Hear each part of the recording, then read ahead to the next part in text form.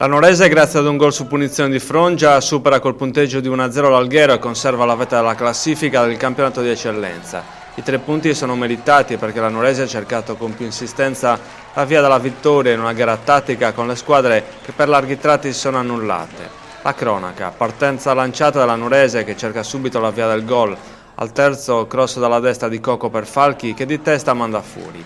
I verdi-azzurri non si fermano, è una combinazione Fadda Falchi-Alessandri, non si chiude per un pelo.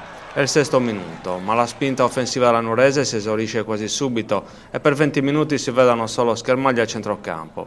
A dare una scossa alla gara ci prova Coco dalla distanza al 22°, ma la sfera finisce alta. Alla mezz'ora Falchi, servita in aria da Coco, prova ad impensierire Pinna, ma la palla viene deviata da un difensore. I catalani escono dal guscio e chiamano in causa Deliperi con Campelli, ma il tiro viene parato senza problemi. Il primo tempo finisce qui. Nella ripresa Falchi, lanciato da Alessandri, viene atterrato al limite dell'area da De Martis. L'attaccante chiede il fallo, ma l'arbitro lascia correre. È il primo minuto. L'Alghero risponde con Kraja, che non riesce a sfruttare una palla in profondità. La gara sembra avviarsi verso uno scialbo 0-0, ma al 16° ci pensa Frongia a dare una svolta alla sfida, centrando il 7 su punizione, un gol che fa esplodere il Froghieri. La Nuorese cerca il gol del 2-0, ma la difesa dell'Alghero fa buona guardia. A questo punto i verdi-azzurri si ritraggono lasciando l'iniziativa ai catalani e puntando sulle ripartenze.